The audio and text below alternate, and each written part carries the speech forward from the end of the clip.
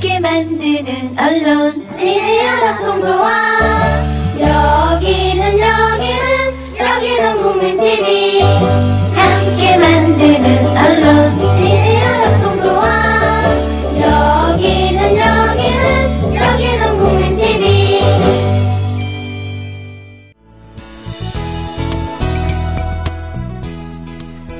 노혜경의 그 엽새. 드디어 주말 다 되어 가네요. 오늘이 잘 지나고 나면 쉬실 수 있는 분도 있고, 또 다른 잡을, 또 다른 일을 하기 위해서 또 시간을 써야 되는 분들도 있는데요. 요즘 그런 생각이 되게 많이 들어요. 진짜 먹고 살기 힘드는구나. 우리나라가 이런 식으로 계속 가다가는 70년대 한 중반에 우리가 북한을 앞질렀던 것과 반대로 북한이 조만간 우리를 앞질릴지도 모르겠다라고 말하는 분들도 계세요. 그래서 참 걱정됩니다. 이 영남 사람들이 자부심이 호남보다 낫다라는 것이듯이 남한 사람의 자부심이 북한보다 낫다. 이건 좀 말도 안 되는 이야기지만 실제로 그렇게 생각하는 분들이 좀 있기 때문에요. 여하튼 잠시 후에 뵙겠습니다.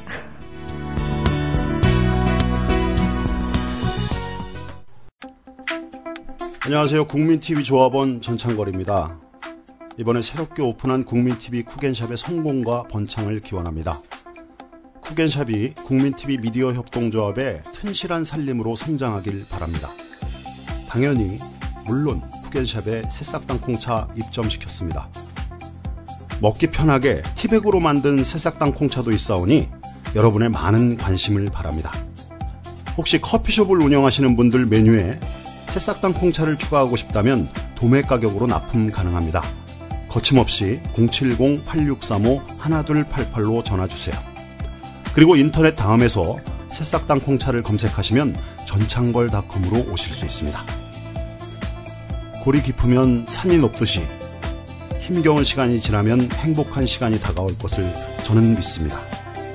힘든 세상 혼자서 속상해하지 마세요. 여러분 곁에는 국민TV가 있습니다. 그리고 발칙한 음료 기발한 차 새싹당 콩차도 있습니다. 070-8635-1288입니다.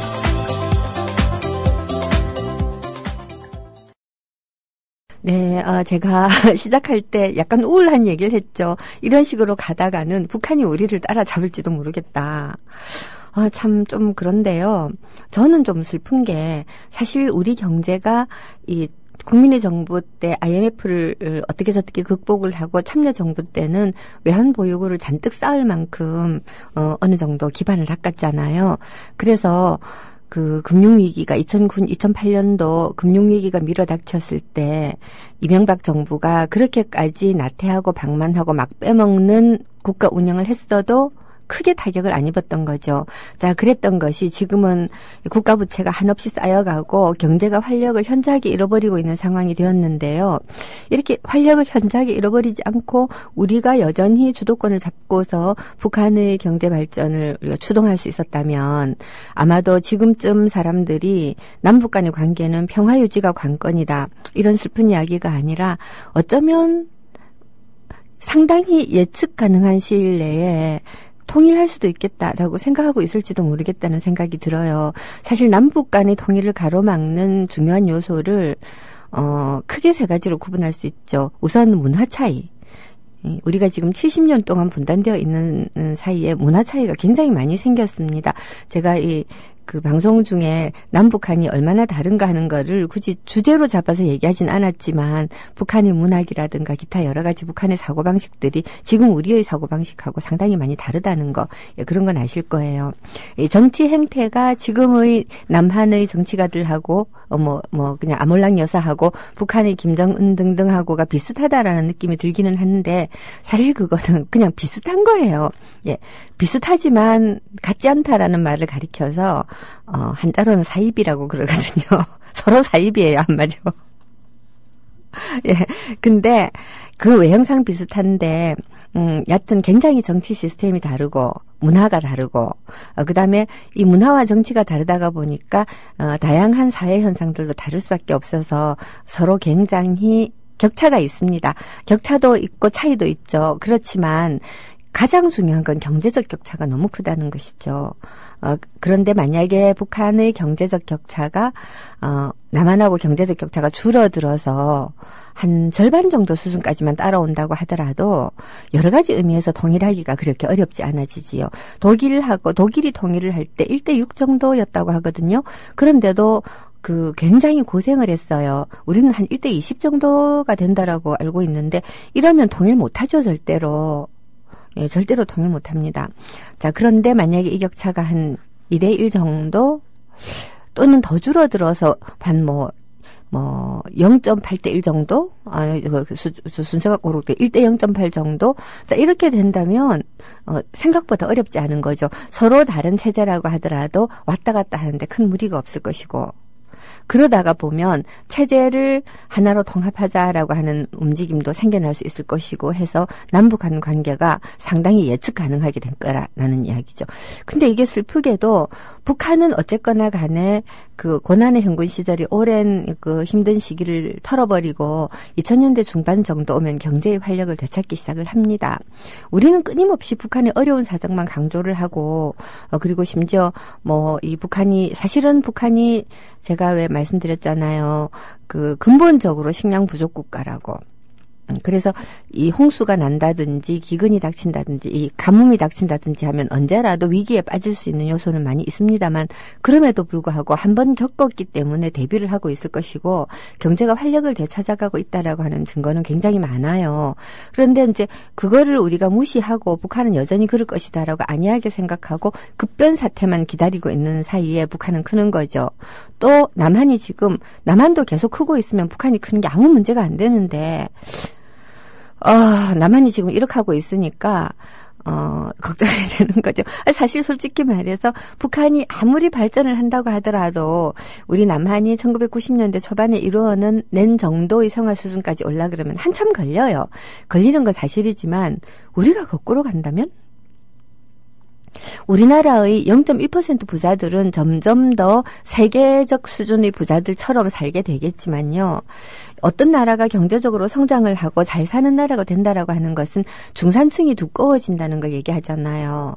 누구나 다 나는 중산층이라고 생각하고 또 중산층이 될 수 있다고 생각하고 이 내일의 경제 활동에 대해서 크게 두려워하지 않고 열심히 살면 된다라고 느끼는 나라가 잘 사는 나라라고 저는 생각합니다. 근데 저만 하더라도 매일매일 걱정하는 거예요. 내일은 비누가 좀 팔려줘야 될 텐데 이 큰일 났다. 참 문자 그대로 쌀떡에 쌀인 나지 지경이 되는데요.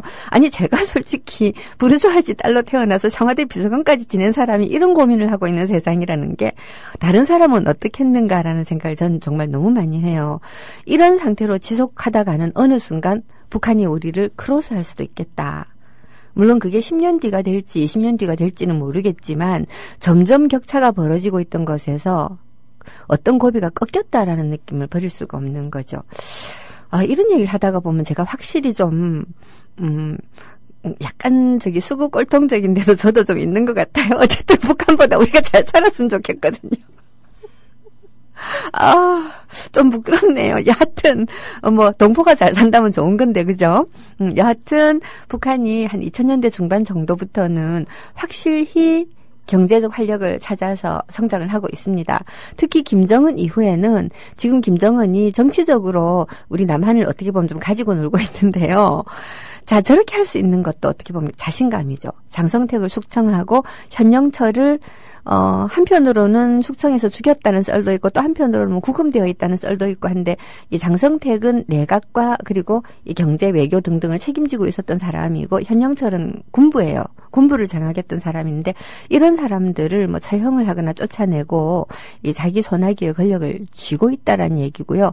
이게 인민들의 지지가 없이는 그렇게까지 하기가 어려워요. 왜냐하면 아무리 일당 독재 거기다가 이제 거의 군주국 같은 이런 시스템이라고 하더라도 조선시대 때도 그랬잖아요. 농자는 천하지 대본이라. 그때는 대부분의 국민이 농자였잖아요. 그러니까 농자를 천하지 대본이라고 부른 거는 농민이 나라를 경영하는 자본이다라는 뜻도 있어요. 요즘 말로 하면 인적 자원. 자, 그렇긴 하지만 또 한편으로는 이 농민의 마음을 얻지 않으면 천심을 얻지 못한다. 민심을 얻지 못한다. 이런 뜻도 되기 때문에 임금들은 백성의 마음을 늘 신경을 쓰고 합니다. 한 번씩 미복을 입는다 그럽니까? 옷 바꿔 입고, 이 거리 시살도 나가고 하는 게 다 민심의 정황을, 동향을 살피기 위해서 그러는 거죠. 하물며, 이 북한 같은 국가, 이 인구가 한 100만 명이라고 하면 공포정치 할 수 있을지 모르겠으나 2천만 명 정도 되는데 공포정치는 한계가 있어요. 더더군다나 북한처럼 사회주의적인 요소를 지니고 있는 국가에서는 인민의 마음이 지도자를 따른다라고 하는 게 되게 중요하죠. 그래서 어떻게 하면 카리스마 권력을 세습할 것인가 하는 문제가 북한의 후계 구도에서 굉장히 중요한 요소가 됐던 거고요. 자, 그렇다면 김정은이 민심을 얻기 위한 가장 중요한 방법은 뭘까요? 항상 얘기하는 거지만 뭐를 많이 먹여야 됩니다. 나만이 지금 이 지경인 거는 왜 알바몬 같은 광고에 나오듯이 이런 시급하는 청년들이 너무 많다는 거 아닙니까? 지금 20대 청년들 그리고 30대 초반들도 취직 못하고 있는 사람 많은데요. 20대, 30대 청년들이 미래가 없다고 생각하는 나라는 진짜로 미래가 없어요.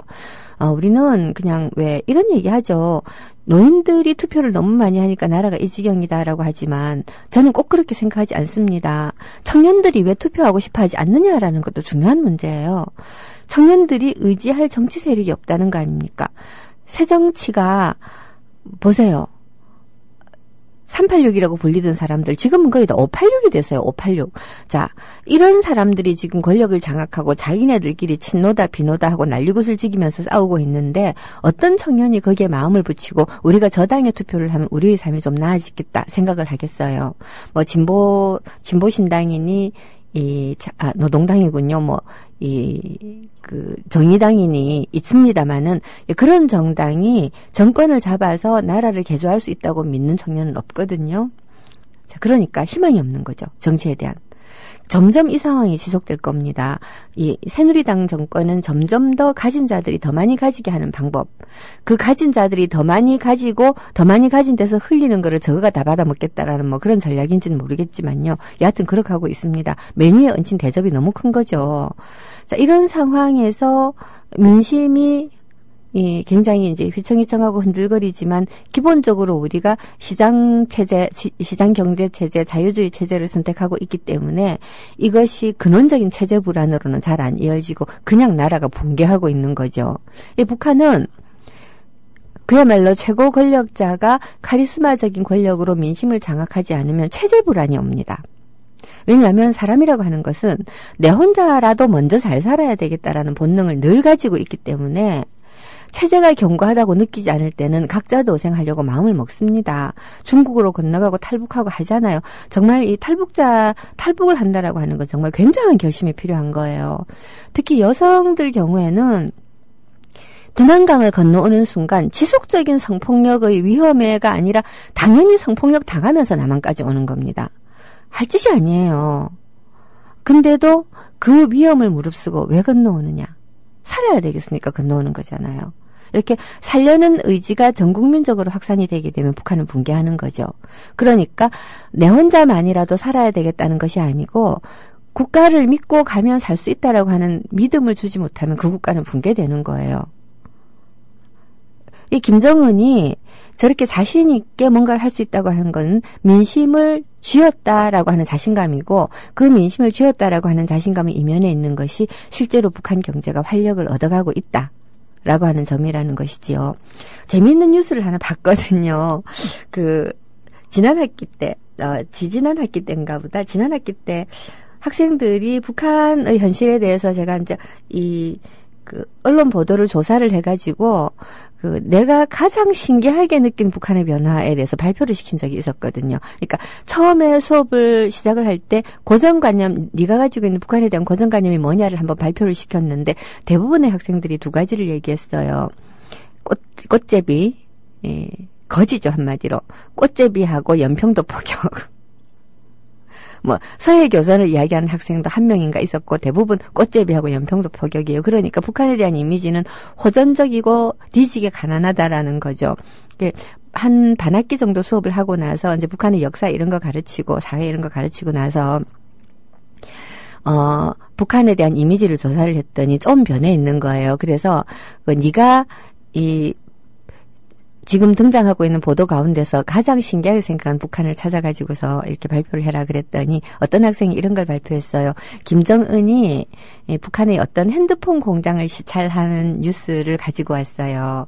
그러면서 이제 김정은이 그 핸드폰 그 공장을 시찰을 하면서 그 어쩌고저쩌고 하는 그 기사의 내용이 뭔가 하면 북한이 핸드폰을 자체 생산했다고 떠들고 있지만 알고 보니 중국의 저가 폰을 뺏긴 것이었다. 그러니까 기술력이 그렇게 좋지 않다라는 얘기를 하고 있는 거예요. 근데 학생이 이제 그걸 발표하면서 이렇게 북한이 이런 식으로 짝퉁이고 뺏기고 말하자면 아직도 여전히 저급한 국가다라고 하는 이미지를 받았다라고 발표를 하는데 제가 질문했어요. 북한이 외부에서 핸드폰을 수입을 하지 않고 자체 내에 핸드폰 만드는 공장을 만들어야 하겠다고 생각한 이유가 뭘까? 이유가 뭘까요? 핸드폰 사용하고자 하는 사람이 많다는 뜻 아니겠어요? 예, 수입을 한 저가폰이 한 5만 원에서 10만 원 정도 한대요. 저도 저가폰 쓰고 있는데 괜찮아요. 그런 대로. 근데 그 저가폰을 카피할 수 있는 것도 상당한 실력이에요. 실제로는. 상당한 실력이지만 더 중요한 것은 북한 내의 공장에서 적어도 하루에 몇백 대는 생산할 거 아니에요. 하루에 한 대 생산하려고 공장 짓진 않거든요. 아무리 적게 생산을 하더라도 적어도 하루에 몇백 대는 생산을 해야 대량 생산 공장을 지을 가치가 있는 것이죠. 그러면 뭐 굉장히 적게 잡아서 하루에 100대 생산한다 치고 한 달에 3,000대예요. 1년이면 3만 대고. 실제로는 하루에 100대 생산하려고 공장 짓지도 않죠.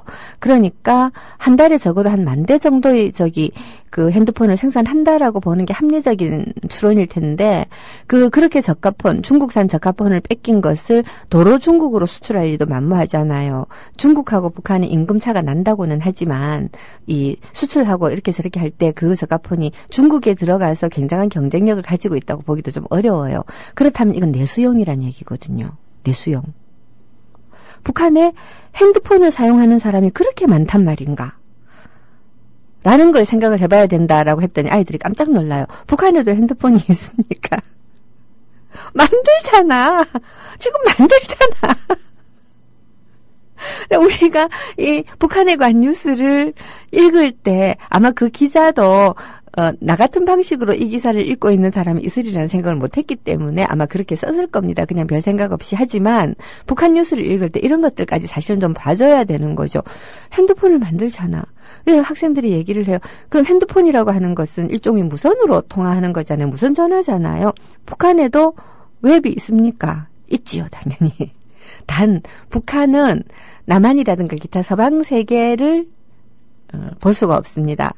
그렇다면 이제 북한의 인터넷이 서방 세계하고 통하지 않는 내부 인터넷이냐? 그건 아니에요. 북한의 인터넷은요, 외부하고 통할 수가 있는데 우리의 국정원에서 인터넷 왜 예를 들어서 우리 민족길이라든가 혹은 북한의 노동신문 같은 걸 보는 걸 차단을 하거든요. 서너 번 보다 보면 경고장 날라와요. 이제 저는 매일매일 노동신문을 봐야 되는 사람인데 덜겠거든요, 솔직히. 맨날 학교 가서 볼 수도 없고 학교에서는 일주일 정도 뒤에 볼 수가 있어요. 인터넷으로 보는 건 아니고 이제 근데 한 일주일치씩 이제 모아가지고 이렇게 보는 건데 아니 이거를 적어도 하다 못해서 일주일에 한 번이라도 봐야 되는데 북한이 어떻게 돌아가는지 북한에 공부하는 사람이 노동신문을 안 읽고 어쩌라는 겁니까? 근데 이걸 막아버렸거든요. 이제 북한 소식을 알 수 있는 거의 모든 것을 다 차단을 해놨어요. 그러니까 이제 마찬가지로 북한도 그렇게 차단을 한다는 겁니다. 근데 얼마 전에 그 신은미 씨라고 황선 씨하고 같이 이렇게 해가 황선 씨는 잡혀 들어가고 신은미 씨는 이제 우리나라에서 추방이 됐잖아요. 북한을 여행한 재미동포 아줌마 북한을 가다 책의 저자인데요. 이분이 얼마 전에 평양을 갔다고 페이스북에 평양 사진을 막 올리더라고요. 그래서 이게 어떻게 된 건가 했더니 평양에서 올린 거예요. 이 페이스북은 서버가 미국에 있으니까 이제 차단이 안 되었는지 모르겠지만 하여튼 평양에서 올린 건데 나중에 본인이 설명하기를 이 평양에 가면 이 외국하고 인터넷을 할 수 있는 뭐 유심칩 같은 것을 판대요. 가격이 굉장히 비싸대요. 한 며칠치인가를 한 50메가를 우리 돈으로 한 20만 원 정도에 판대요. $200. 근데 50매가 사실 금방 사라지잖아요. 그렇게 하고 나면 또 따박따박 뭐 이렇게 저기 뭐 10매가인가 20매가씩 또 한 3만 원씩 이렇게 내고 또 사야 돼서 돈이 엄청 들어서 그렇지 얼마 하든지 외국의 그 인터넷을 볼 수가 있다라는 겁니다. 이게 지금 현재 북한이라는 거 믿어지세요? 네, 제가 북한 경제가 한 2000년대 들어서서는 조금씩 회복세로 돌아서서 차츰차츰 나아지고 있다라는 말씀을 드렸는데 뭐 그렇다고 해서 이게 순탄했던 것은 아니에요. 남한 사람들이 북한이 화폐 개혁을 했던 적이 있거든요. 한 2000년대 2010년대인가 김정일이 죽기 얼마 전에 화폐 개혁을 한 적이 있었어요. 자, 그때 무엇 때문에 저 화폐 개혁을 했을까? 그리고 저게 성공했을까라는 것에 대해서 굉장히 이제 우리가 관심을 가지고 지켜본 적이 있었습니다. 우리 남한에서도 50년대 후반에서부터 60년대까지에 걸쳐서 화폐 개혁이 꽤 여러 차례 있었어요. 지금은 화폐 개혁은 하지 않고 그 5만 원짜리 화폐를 만들었죠.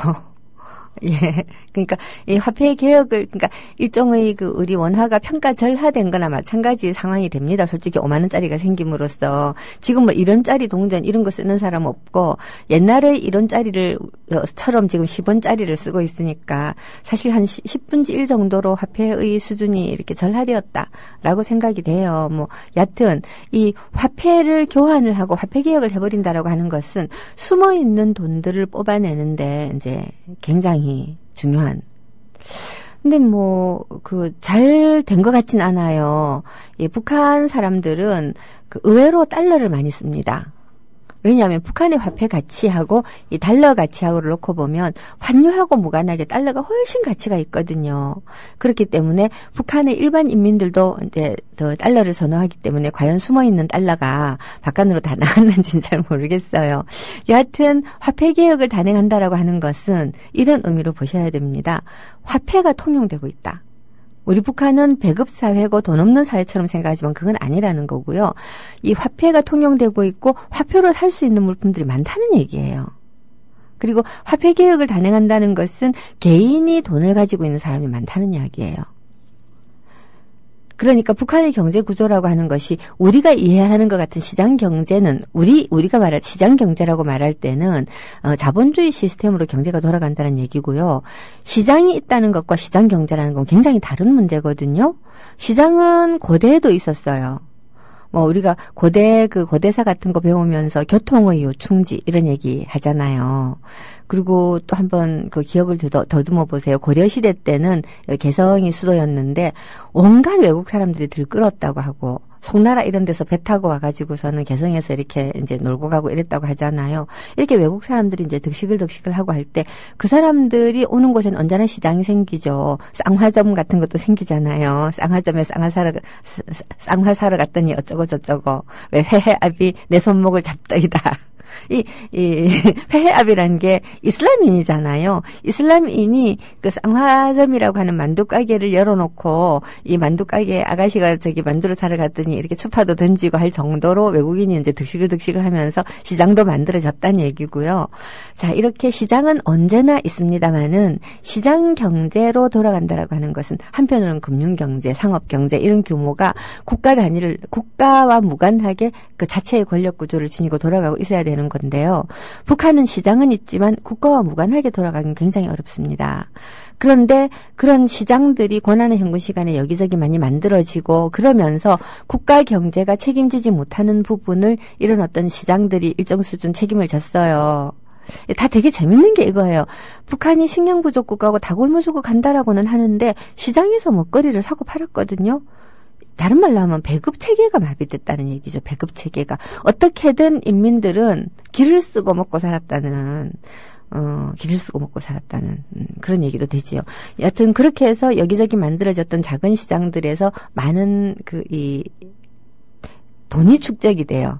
이 금융자본이라고 하기는 조금 어려운 게 북한이 은행을 만들어서 돈을 이렇게 이제 빌려주고 이자 받고 했다라는 걸 아직까지는 이 광범위하게 그런 게 있다는 얘기를 아직은 별로 못 들은 것 같아서 자 근데 어쨌든 이렇게 해서 개인이 돈을 가지고 있는 사람들이 굉장히 늘어났다는 소리겠죠. 이 화폐 개혁을 단행했다는 것으로 우리가 읽을 수 있는 북한의 사회상이 굉장히 많은 거지요. 일반적으로 저만 하더라도 배워왔던 북한의 이미지와는 사뭇 다른 이미지들이 뭔가 지금 북한 사회에 발생하고 있다는 거고 그 발생하고 있는 것 가운데서 가장 중요한 부분이 경제 시스템에 뭔가 변화가 일어나고 있는 조짐이 보인다. 이게 과연 이 외부의 사람들이 기대하거나 또는 예측하듯이 자본주의 체제로의 체제 전환에까지 이르게 될 것인가 하는 건 잘 모르겠어요. 중국처럼 공산주의 정치 체제와 사회주의 정치 체제와 이 자본주의 경제 체제를 병행할 것이냐. 사실 중국하고 베트남의 변화는 그런 형식이죠. 정치는 사회주의가 장악을 하고 경제는 시장 경제로, 시장 자본주의 경제로 가겠다라고 하는 건데 이거는 제가 볼 때는 굉장히 불합리한 조합이에요. 왜냐? 왜 불합리한 조합인가 하면 결국 그런 식으로 가게 되면 경제 시스템의 상층부를 당원들, 공산당원들이 차지하는 시스템이라는 얘기가 되거든요. 인민의 생활은 점점 더 빈부격차가 심해지고 결국은 원래 공산주의가 이념으로 삼고 있었던 프롤레타리아트 독재의 반대 방향의 독재가 진행이 되게 되는 거죠. 자본 독재하고 똑같은 독재, 더더군다나 조직화된 그 상층부이기 때문에 더 나쁜 독재. 일본의 이 자민당 장기 집권이라든가 우리나라도 지금 잘못하면 이 새누리 장기 집권으로 갈 것 같은데 이런 장기 집권 시스템은 이 자본가 그룹의 이 그룹과 그다음에 이제 정치 그룹이 손을 잡고 있는 것에 반해서 중국 같은 경우는 상당히 유착이 되어 있는 유착이라기보다는 그걸 뭐라 그러죠? 같이 가지고 있다고 그래야 되나? 그런 경우도 꽤 많은 것이지요. 언제든지 삼권 분립뿐만 아니라 선출되지 않은 권력들도 견제할 수 있는 다른 권력의 존재가 없으면 언제나 독재가 되고 부패하기 마련이잖아요. 여하튼 북한은 우리가 흔히 말하는 시장 경제는 아니고 시장이 있다라는 겁니다. 그리고 이 시장에서 일정 수준의 돈을 모은 사람들이 이 사람들을 고용을 해가지고 아주 작은 형태의 사업을 하기도 해요. 제가 만난 탈북자 가운데 어떤 한 분은 북한에서 이 사업을 하고 있었어요. 이 사람 얘기를 들어보니까 너무 재미있는 게 차가 없어서 못 가지. 이 사람은 저기 해산인가 어딘가 두만강 쪽에 있는 사람이에요. 함경북도 거기 있는 사람이었는데 평양까지 이렇게 수시로 왔다 갔다 했대요. 그래서 어떻게 그렇게 왔다 갔다 하느냐, 통행 좀 이렇게 그거 하지 않냐 그랬더니 차가 없어서 못 다니지. 다니는 거 별 문제 없어요. 그렇게 얘기하더라고요. 그리고 또 했던 얘기 중에 재밌는 게 지금도 북한 사람하고 자기는 핸드폰으로 통화를 한다는 거예요. 어떻게 그게 가능하냐 했더니 아니 그냥 중국제 핸드폰 사주고 중국 번호 주고 그거 이제 전파가 국경이 어디 있어요 그러거든요. 이게 뭔가 이제 북한하고 이 사이에 이제 중국을 중간에 두고 뭔가 이제 교역이 계속 일어나고 있다라는 이야기고요. 그리고 이 사람은 자기가 그런 식으로 장사해서 돈을 벌어가지고 북한에 있는 사람을 지금 고용하고 있는 거예요. 쉽게 말해서. 북한에서 이미 이 장사를 해서 돈을 벌어서 고용을 하고 그리고 이제 있었는데 자기가 북한에서 출신 성분이 안 좋대요. 성분이 안 좋다가 보니까 계속 이런 식으로 가다가는 자기가 돈이 많다는 이유로 숙청당하게 생겼더래요. 그래서 이제 탈출을 한 사람인데 하여튼 그런 종류의 사람들이 한 사람이 아니고 꽤 돼요. 그리고 이제 이런 사람들 가운데서 성분이 좋은 사람은 북한에 여전히 머물러서 돈을 가지고 뭔가를 할 수 있겠죠. 이런 사람들을 가리켜서 돈주라고 불러요. 돈주. 돈의 주인이다. 돈주. 우리가 자본가라고 부르는 거를 자본가하고 좀 다른 형식이니까 하여튼 돈주라고 부른대요. 자, 이런 사람들도 생겨나고 북한 사회 내부에 경제적으로 굉장히 많은 변화가 일어나고 있는 것만은 틀림이 없어요. 그리고 그 변화를 북한의 정권이 김정일 때부터 막거나 하지 못하게 하는 데는 한계가 있잖아요. 그러니까 어떤 측면에서는 적극적으로 이용하면서 경제 발전의 동력으로 삼고자 하는 의지도 보인다라는 겁니다. 김정은이 이 정권을 장악하고 나서 2014년도인가 인민회의 국회의 대의원 선거가 있었거든요. 그 국회의원 선거죠. 북한에서 국회의원 선거인데 이게 후보 추천이 되고 나중에 대의원이 된 사람들 떨어지는 사람도 있어요. 근데 대의원이 된 사람들이 몇 면을 보니까 굉장히 재미있어요. 몇십 년씩 대의원 하는 사람들도 있고 새로 된 사람들도 있는데 새로 된 사람들 중에 그 어떤 거기도 아마 함경도였을 거예요. 거기에 공장의 지배인이 대의원이 새로 됐는데 젊은 사람이에요. 한 40대 초반 정도밖에 안 됐는데 와 잘생겼더라고요. 북한에도 저렇게 잘생긴 남자가 있었어 하고 막 저는 막 생각했죠. 근데 이 사람이 이 사람을 이제 취재를 해서 이제 인터뷰를 한 기사를 봤는데 그 인터뷰 기사 안에서 굉장히 많은 정보를 얻게 됐는데요. 의외로 깜짝 놀랐어요. 이 공장에 대해서 저는 북한이 세금을 왕창 걷어간 다음에 배급을 해준다라고 알고 있었는데 독립채산제인 거예요. 공장이 벌어가지고 공장 직원들한테 나눠주는데 공장 직원들이 받아가고 있는 급여가 개성공단보다 훨씬 많아요.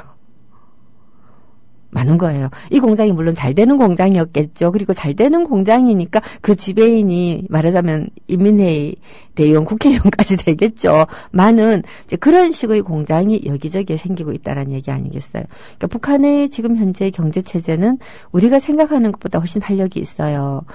그리고 주로 중국 자본에 의존해서 이기는 하지만 외국 자본도 많이 들어가고 있고요.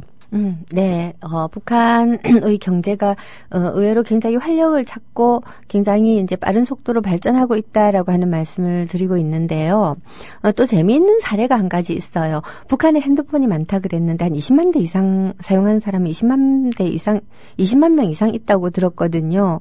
이게 이제 200만 명으로 늘어나는 거는 금방이겠죠.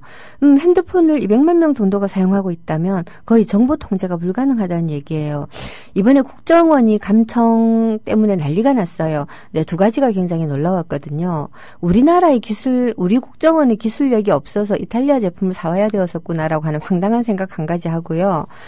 그 다음에 도대체 몇 사람이나 감청을 하려고 그 돈을 들여와 하는 생각이 하나 들었어요.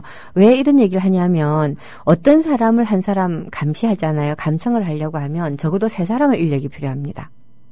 더더군다나 문자를 글 같은 거 쓴 걸 이런 걸 감시하는 게 아니고 그 사람의 핸드폰이라든가 이런 거를 감청하려면 사실은 24시간 따라다녀야 되는 거 아니에요. 전파라도 따라다녀야 되는 거 아니에요. 아니면 기계를 걸어놓고 철커덕 자동 검색 기능을 사용해서 뭔가 수상쩍은 것이 발견되면 다시 들여다보고 하는 형식으로 할 수밖에 없는데요.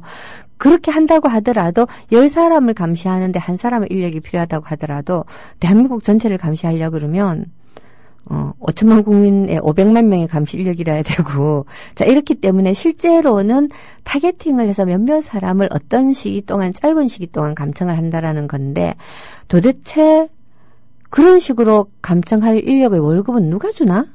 이제 이 생각이 막 들었거든요. 다시 말하면, 이 도감청이라고 하는 것을 통해가지고 어떤 유의미한 정보를 찾아낸다라고 하는 거는 이 국정원의 사기다라는 거죠, 제 얘기는. 한두 사람에 대해서 집중적으로 할 수는 있겠죠. 그리고 자기가 그 한두 사람이 되었을 때는 정말 졸라 기분 나쁜 건데요. 대부분의 개인들은 내 사생활을 털어갈 수 있다라고 하는 그 사실 자체에 대해서 기분 나쁜 거지, 사실은 사생활 털릴 염려는 별로 안 해도 돼요. 그리고 또 지금 대한민국 같은 관음증의 사회에서 사생활이 털려서 그야말로 중인환 시리에 이렇게 공개가 되면 그 사람은 그냥 연예인 되는 거예요. 재수 좋은 거예요, 그냥. 그러니까 너무 걱정할 필요는 없는데 기분 나쁘다라는 것이죠. 마찬가지로 북한도 지금 핸드폰이 한 2만 대 정도 같으면 북한이 어쩌면 핸드폰 사용자들을 감시하려고 할 수도 있겠지요만은 한 200만 대 정도 같으면 일반인들 사이에 오고 가는 얘기는 손을 못 댑니다. 괜히 이제 내 핸드폰에서 우리가 이렇게 주고받는 얘기를 낱말은 새가 듣고 반말은 쥐가 듣는다고 들을지도 몰라라고 괜히 쫄리는 거지 실제로는 불가능하다라는 이야기죠. 과연 북한 사람들은요, 이것도 물론 탈북자들의 이야기이기는 하지만 뒷구멍에서는 정말 그 김정일 욕을 많이 했대요. 제가 만난 탈북자들이 대부분 김정일 시대에 나온 사람들이거든요. 정말 뒤에서 욕을 많이 했대요. 뭐, 어떤 욕을 했는데 하는데 들어보니까 제가 참 옮겨드리기 좀 험악할 만큼, 우리가 아몰랑 여사 욕하는 거 저리 가라요. 우리는 최소한 아몰랑 여사한테 대해서 그래도 여성이기 때문에 들어야 되는 욕은 하지 말자라는 정도의 상식적인 어떤 그 마지노선은 있는데, 저기는 그것도 없어요. 막 해요. 그런 욕을 하고도 살아남냐? 그랬더니, 다 하는데 뭐. 그리고 또 재밌는 건요. 북한이 우리처럼 오락물이 많이 발달하지 않다가 보니까 음담패설들 정말 잘해요. 어마어마하게 잘해요. 그러니까 이 남한 정권은 전두환 때 정책적으로 그 섹스를 풀었잖아요. 포르노를 정책적으로 막 풀었거든요. 이게 사람들이 이 포르노에 대한 갈망을 일정 수준 해소하고 나면 폭력성이 연소히 줄어든대요. 북한 사람들은 국가가 정책적으로 포르노 보급을 안 하니까, 포르노 보급을 한다는 게 포르노 테이프를 보급한다는 뜻이 아니라, 어떤 그런, 섹스에 대한 그 욕구를 해소시킬 수 있는 어떤 요소들을 국가가, 사실 전두환 정부는 자본을 통해서 푼 거죠, 그죠? 이제 국가가 어쨌든지 간에 방치하거나 남몰래 제공하거나 하질 않으니까 사람들이 입으로 다 풀어요. 어마어마한 거예요. 뭔 얘기를 하다가 옆으로 샜지? 여하튼 이 핸드폰이 이제 늘어났을 때 북한 사회의 변화는 우리가 기대하는 형식은 아닐지라도 분명히 온다라는 것이고요. 그렇게 온다는 거를 서양에서 교육받은 김정은이 모를까요? 저는 당연히 안다고 생각합니다. 김정은이 다닌 학교는 사실은 굉장한 학교예요. 스위스의 사립학교들을 다녔는데 이 학교들에 오는 학생들이 주로 어떤 사람들이냐? 전 세계 각국의 그야말로 왕족들, 귀족들, 재벌 자제들, 뭐 하여튼 가장 뭐라고 할까, 이 사회의 그러니까 세계를 움직이는 핵심적인 사람들의 뭐 아들, 손자들이 온다라는 거죠. 자, 이런 사람들하고 함께 이렇게 공부를 했단 말이에요. 표현은 좀 이상하지만 아마 한국 사람들 가운데서 사우디아라비아의 왕자한테 형 하면서 말할 수 있는 사람 있을까요? 김정은은 할 수 있어요. 지 학교에서 바로 선배, 형, 동생 공부했으니까. 자, 이렇게 공부를 한 김정은이 과연 핸드폰이 이렇게 많이 늘어날 때 아래로부터 국가가 알 수 없는 사람들, 인민들의 소통 체계가 생길 수 있다는 걸 모르고 핸드폰을 보급할까요? 전 아니라고 보죠. 두 가지죠. 하나는 자신감, 두 번째로는 그래서 경제를 발전시켜야 되겠다라는 생각. 사실 일정 수준 이상의 경제 발전이 이루어지려면 일정 수준 이상의 사람들이 자유가 있어야 됩니다. 사실이죠. 자유에 대한 갈망이 있어야 되고, 그러면 좀 교회식으로 말을 해서 자유에 대한 강렬한 갈망이 있으나 자유의지로 이러한 체제를 만들어 가는데 합의하거나 최소한 동의라도 해야 된다라는 거죠. 자, 이런 것들을 김정은은 알고 있는 지도자 같아 보인다라는 말씀을 드리는 것이고요. 핸드폰뿐만 아니고 그 또 하나의 중요한 소통 수단으로서 이 자동차를 들 수 있지요. 아까 그 어떤 탈북자가 아니 그 해산에서 평양까지 어떻게 가 그랬더니 자기 자가용이 있었다 그러더라고요. 자가용이 있었다는 말에 제가 진짜 기절하는 줄 알았어요.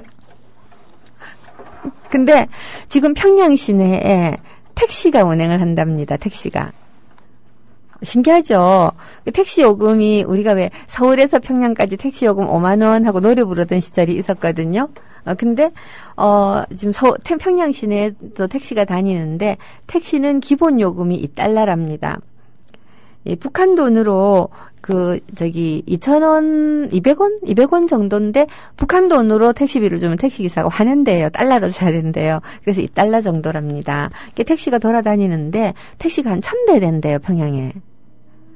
그래갖고 길거리 복잡하다고 이부제 운행을 해가지고 짝수날은 짝수번호, 홀수날은 홀수번호가 운행을 해가지고 하루에 한 500대 정도가 돌아다닌다는데 이게 무슨 말이겠어요? 택시가 500대가 있다는 건 사실 우리 입장에서 보면 500대는 정말 껌값이죠. 많은 택시 타고 왔다 갔다 해야 될 정도로 돌아다니는 사람이 많다는 얘기예요. 뭐 관광객들이 타고 다닐 수도 있고 어쨌든 자가용이 그렇게 많다는 소리는 못 들었기 때문에 어떤 일이 있어서 급하게 어딜 가야 되는 평양 사람들이 타고 다닐 수도 있겠죠. 여하튼 500대의 택시가 평양 시내를 빙글빙글 돌아다니고 있다는 것. 물론 평양의 택시기사들은 그 우리 택시기사 할아버지들 맹크로 택시를 타면 슬그머니 눈치 보다가 우리의 김정은 동지께서 이런 말은 안 하겠죠, 당연히. 그렇게는 하겠지만 여하튼 이제 택시가 무지무지하게 돌아다니고 있다는 거. 그런 얘기들을 이 평양에 달라지고 있는 풍속도들은 찾아보면 재미있는 것이 굉장히 많습니다. 되게 예민하고 민감한 이 안보라든가 군사 분야의 얘기들은 사실 여기 정옥식 선생이 국민TV에서 진행을 하고 계시잖아요. 리얼 안보?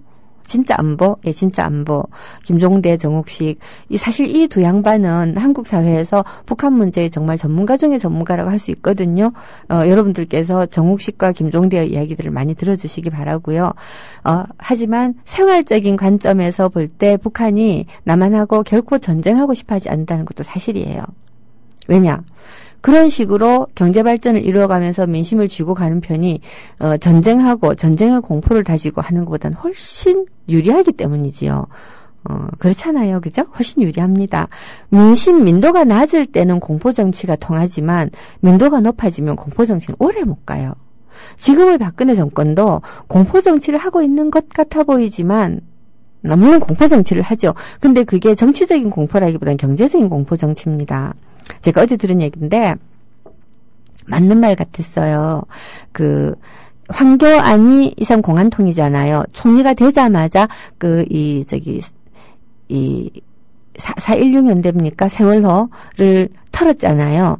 신문에는 4.16연대를 털었다는 것만 나와요. 근데 실제로 같은 날에 LH공사를 토지공사잖아요. 토지주택공사. 이거를 또 털었다는 거죠. 토지주택공사야말로 대한민국의 최고 땅 투기 기관입니다. 어떤 땅을 구입을 해서 개발을 해가지고 100배를 남기고 팝니다. 수도 놓고 뭐 놓고 구획 정리하고 해서 100배를 남기고 파는데, 그러면 예를 들어서 토지공사가 손을 대가지고 여기다가 뭘 하겠다라고 하는 개발 정보를 토지공사가 손대기 전에 빼낼 수 있다면 나는 돈을 벌까요, 안 벌까요? 웬만한 공무원 정치인들은 다 관계가 있을 겁니다. 토지공사는 전국의 땅을 손을 대니까요. 이거를 털어버렸다라고 하는 얘기는 정치인들이 이제 꼼짝 말아야 한마디로 숨도 못 쉬어요. 완전 정치인을 우리가 100% 물갈이를 해버리고 정말 국민 굳이 뽑기로 또 국회의원을 뽑는 편이 지금의 국회의원들하고 일하는 것보다 나을지도 모르겠다는 생각이 어제 제가 그 얘기를 들으면서 빠바박 들더라고요. 우리한테는 아무런 공포정치가 아니지만 그 사람들한테는 완전 공포정치인 거죠. 이런 식의 공포가 있습니다. 일반 국민들은 내일 밥 먹고 살 것이 없을까봐 공포를 느끼고, 정말 가진 사람들은 이 정권이 나의 정보를 쥐고서 있으니까 내가 털릴까봐 공포스럽고, 이런 게 진짜 공포정치는 맞네요. 어쨌든지 간에 사람들이 정말 정직하고 그리고 지적 수준이 높아진 사회는 공포정치로는 결코 오래 가지를 못하기 때문에 김정은은 어떻게 해서든지 간에 경제 발전을 해야 되겠다. 그리고 상당한 부분 일정 수준의 이 자유를 허용해 주는 것이 완전히 자유 없는 사회보다는 훨씬 오래 간다라는 것도 알고 있을 정도로는 영리한 것 같아 보입니다. 그렇습니다. 끝날 때가 다 되어 가니까 방송 후기를 잠깐 보도록 하겠습니다. 휴일도 아닌데 사무국 전화 안 받는다고 하시는데요. 예술의 전당포님께서 빨리 전화 받으시기 바랍니다. 그리고요, 신바따님께서 무의식적으로 친노 비노란 말을 쓰지 말자고 하시는데, 저도 친노 비노란 말 별로 좋아하지 않습니다. 그렇지만 어떤 종류의 분명히 내부적으로 불만을 느낄 만한 당파, 내부 정파가 있다는 소리이고, 그 정파에 대한 이름을 적극적으로 붙일 생각을 안 하고 진노비노란 말을 그냥 쓰지 말자고 하면 계속 쓰게 돼요. 그래서 다른 프레임을 짜야 됩니다. 그 말이 듣기 싫으면 프레임을 바꿔야 되는데 프레임을 못 바꾸고 있기 때문에 계속 그 말이 쓰인다는 것도 말씀을 드리고 싶고요. 그리고 새숨길 정아님께서 글을 하나 올려놔 주셨습니다. 전북 아침 햇살님의 글인데 여러분들께서 한번 읽어봐 주시면 감사하겠습니다. 제가 어제까지 이제 무지무지하게 문학에 대한 얘기를 많이 해가지고요. 오늘쯤에는 북한 시를 좀 소개를 하면서 슬그머니 옮기려고 했다가 갑자기 핸드폰 위반하며 김정은 시대로 바로 넘어가 버렸습니다. 매우 자연스럽게 넘어갔다는 걸 기쁘게 생각하고 있어요. 그 방송 후기를 소개를 해드리고 나면 대충 방송 끝날 시간이 될 줄 알았더니 꼭 그건 아니로군요.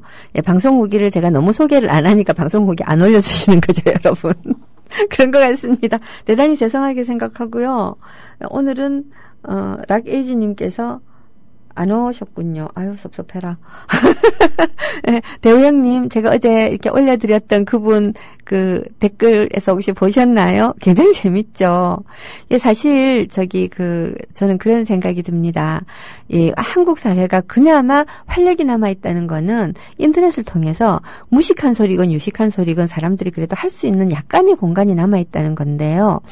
카카오톡 털리고, 다음이 카카오하고 합병하는 바람에 완전히 그냥 맛이 가기 시작을 하죠. 거기다가 사실 네이버도 틀렸다고 하잖아요. 자, 이런 식으로 되게 되면 우리가 지금 페이스북으로 굉장히 많이 망명을 가 있는데 만약에 페북마저 틀린다. 한국 사람들이 입을 다물까요? 아니면 어디 또 다른데 해방 공간을 만들까요? 이런 것들이 저는 좀 궁금해요. 말하기 시작했던 사람들이 입이 닫히면 무슨 일이 벌어질까?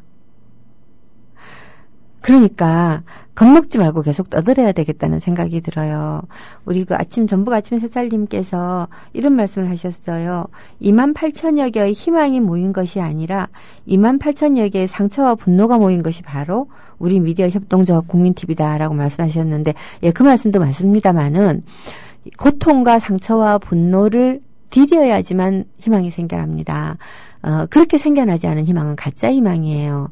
예, 제가 그런 말을 한 적이 있어서, 그런 시를 쓴 적이 있었어요. 희망이라고 하는 것은, 예, 상처와 진물로 봉합되는 미래라고.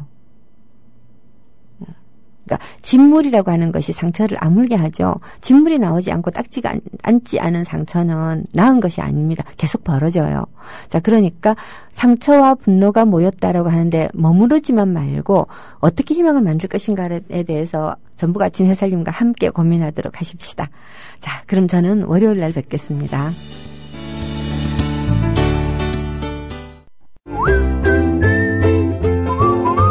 국민라디오 팟캐스트 응원하는 가장 쉬운 방법 아시나요?